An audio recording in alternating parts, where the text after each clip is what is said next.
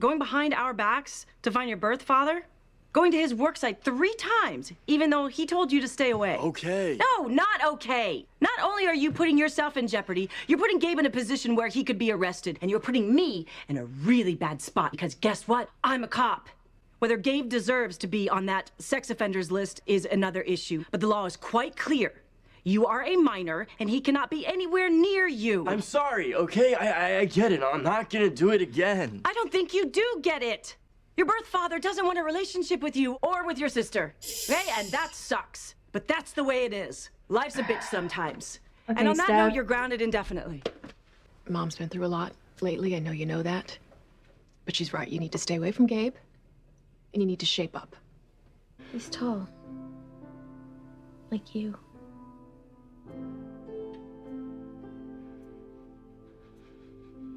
Suicide is the second leading cause of death for 15 to 25-year-olds. Why? Because young adults experience strong, intense feelings of stress, of self-doubt, of loneliness, of loss, of the pressure to succeed. In Romeo and Juliet, Shakespeare romanticizes suicide as a way for 2 teenagers in love to be together forever, in eternity. Romeo toasts, "Here's to my love," as he drinks the poison that kills him, the poison that Juliet calls friendly drops when she tries to kiss him off his lips, but instead uses a happy dagger to end her life. Forbidding the performance of a classic piece of literature because it might, in and of itself, trigger someone to kill themselves is not only ridiculous, but it's one small step away from banning books. And let's talk about this idea that Shakespeare is romanticizing suicide in Romeo and Juliet. He's not even romanticizing their relationship. I used to think that R&J was about true love. It's not. It's about 2 rebellious, impulsive teenagers making really bad choices.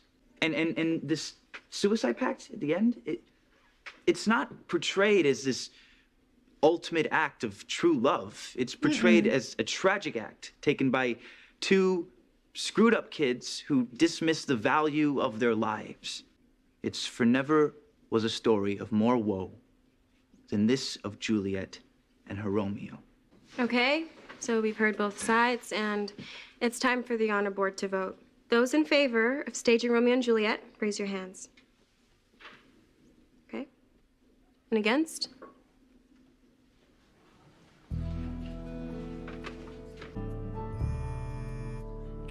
Oh god, I hope Chloe doesn't kill herself. Because Callie's gonna feel responsible because she didn't answer that call. What if we do it somewhere else? Off campus? They can't stop us from doing that, can they? No. And can it still count as our senior project? Well, other students are doing their projects off campus, so yeah, it definitely could. Okay. But where?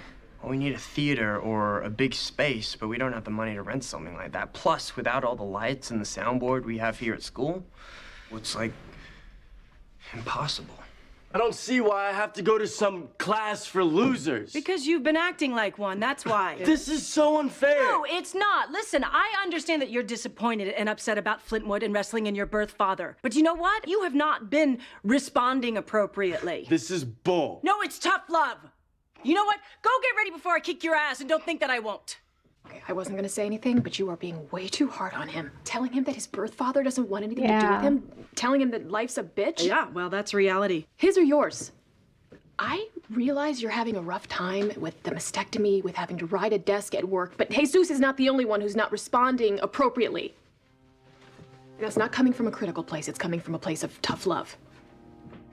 Lena is right. It's one of my dad's warehouses.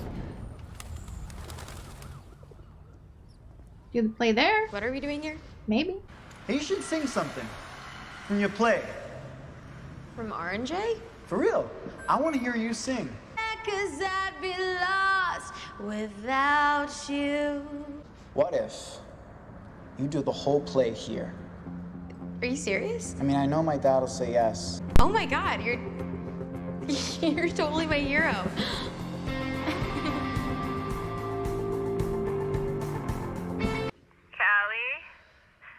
Callie, are you there? This is Chloe. I did something bad. Say goodbye for me. Release me from the weeping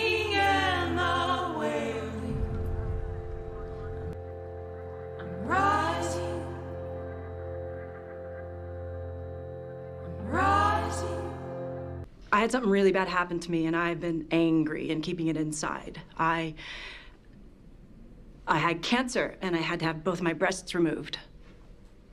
These are just pads. And so, Javier, when you threw away the hummus, I overreacted by throwing you out. I know that all of you have had something bad happen to you. And you've been hurt, disappointed, and angry. And you probably haven't reacted in the smartest of ways. But that's why we're all here, all of us, to help each other become more self-aware and learn to express ourselves in healthier ways. So when Javier suggested that I write tits on the board as one of my positive attributes, how could I have reacted better? With humor? Absolutely, I could have made a joke. You could have told me I hurt your feelings. I could have. Thank you, Javier. I never thought she'd actually do it. I know.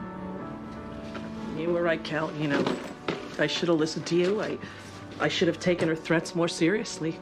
I get why you didn't. I'm really sorry that you were involved in all this, really. I'm sorry. Don't be. I'm sorry. I'm so sorry for what I said to you. Thank God she's gonna be okay. Good. I don't think she really wanted to kill herself. I mean, she called me. You know, she must have figured that I would get the message sooner and send someone to save her, you know? For the first time in my life, when I walked into that hospital room, when she said she wanted help, when she said she needed me, she meant it. Maybe she was trying to get my attention, but I think this time she got her own attention. I hope that this is the moment where it all starts to change for her. Listen, I know that I'm stubborn. I know that I'm really opinionated, and so are you. And hey, about that foster care bill, listen, we're gonna have to agree to disagree. But know that even when I disagree with you, Callie, I am so proud of the amazing young woman that you're becoming.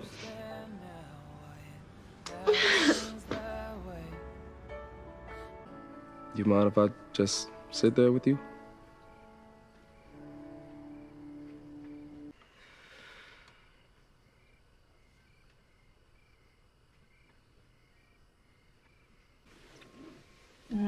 So I'm gonna walk past the window. I'm assuming Brandon.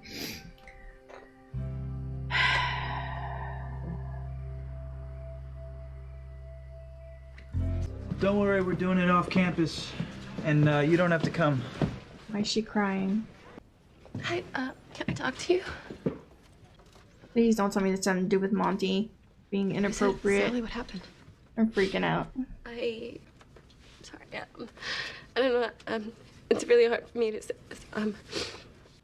Monty kissed me.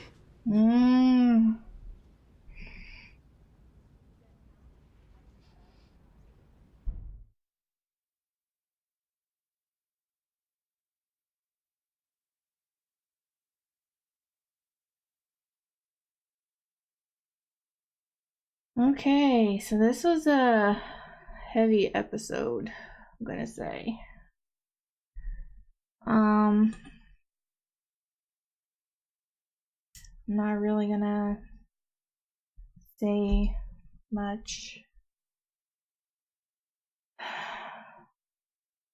because being the subject matter of suicide, I don't want to say anything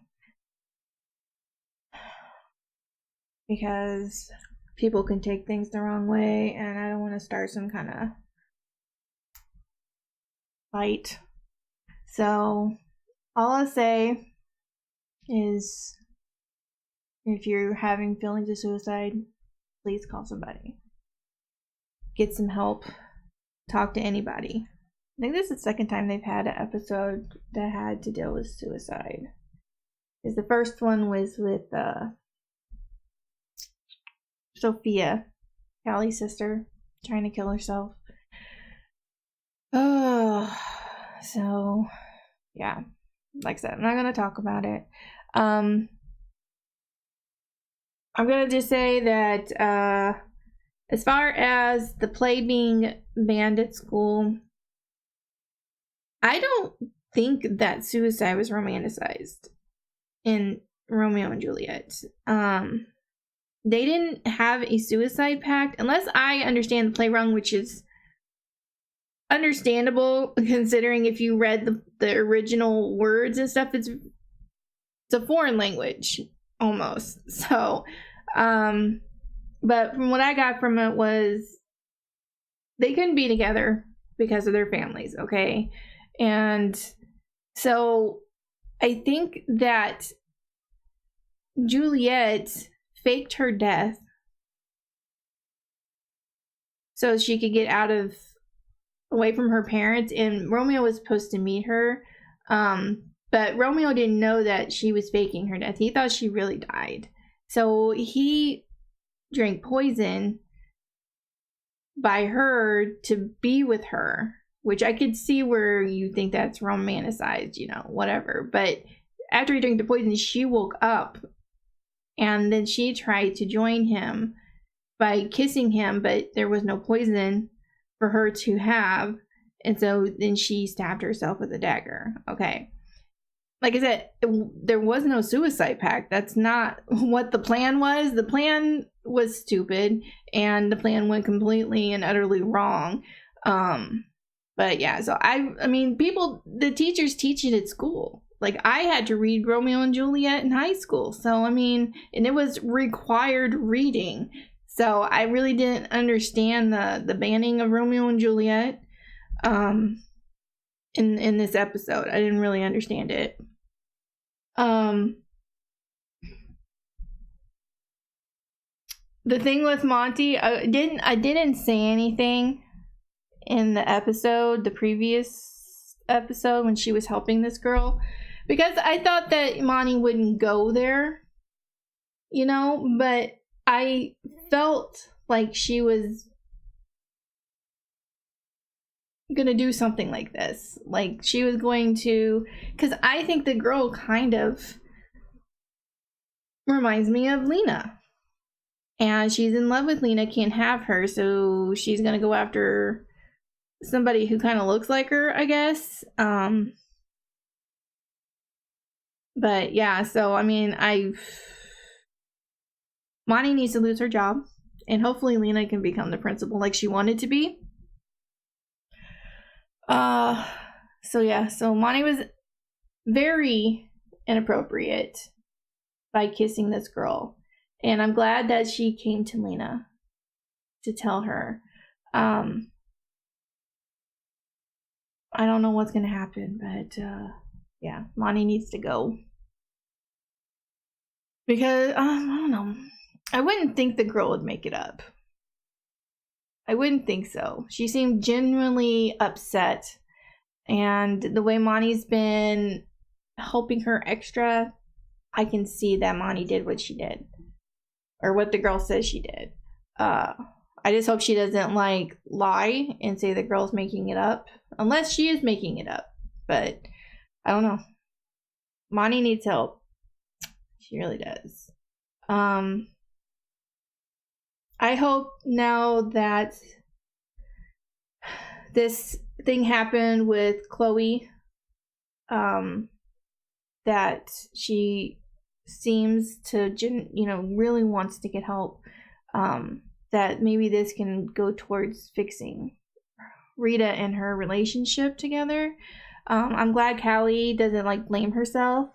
I was worried that if Chloe did what she did, that she would blame herself for not answering the call and everything when it happened. So I don't know. I mean, I can understand Callie when she came to Rita and was upset with Rita for not taking it seriously, because Rita's been through it dozens of times before with her daughter, and she never really does it. She just wants her, she wants money, and she figures if she threatens to do something like this, her mom will give her the money, and then she stopped doing that. And so I get both sides. I understand Rita not believing it, and I understand Callie for you need to take it seriously, because what if she really does do it this time? So I don't know, but I understood both sides, so I'm not mad at either person. I'm glad Callie went and checked on her. I still think Rita should have checked on her to be honest, and just not give her money. But I guess in Rita's mind, she thought that giving Chloe the attention was bad too, you know, which I can also see. But I don't know, if my kid threatened to do something like that, I would check on them. No matter how many times they did it, I would definitely be checking on them. But I'm just glad that that they were able to save her. Like she didn't die, so I'm glad for that. Yeah, so yeah. But yeah, this was just a heavy episode. But if you guys liked my reaction, please give this video a thumbs up. If you have any suggestions and anything you'd like me to react to, please leave that down below. And I will see you guys in the next one. Bye.